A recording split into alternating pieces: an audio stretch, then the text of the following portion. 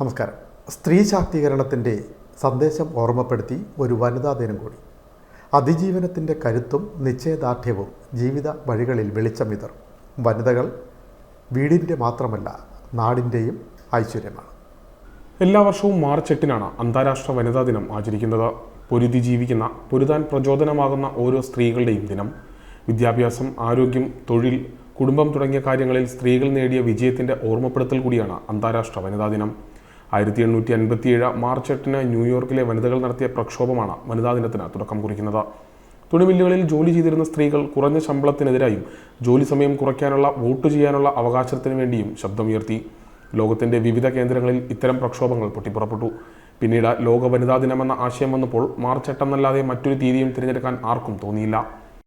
അമേരിക്കയിൽ American socialist പാർട്ടിയുടെ ആഹ്വാനപ്രകാരം 1909 ഫെബ്രുവരി 28-നാണ് ആദ്യ വനിതാ ദിനാചരണം നടത്തിയത്. 1910 കോപ്പൻഹാഗനിൽ നടന്ന സോഷ്യലിസ്റ്റ് ഇന്റർനാഷണലിന്റെ സമ്മേളനത്തിലാണ് വനിതാ ദിനം സാർവദേശീയമായി ആചരിക്കണമെന്ന ആവശ്യം ഉയർന്നത്. 1911 മാർച്ച് 8-ന് അന്താരാഷ്ട്ര തലത്തിൽ ഈ ദിനം പല രാജ്യങ്ങളിലും ആചരിച്ചു.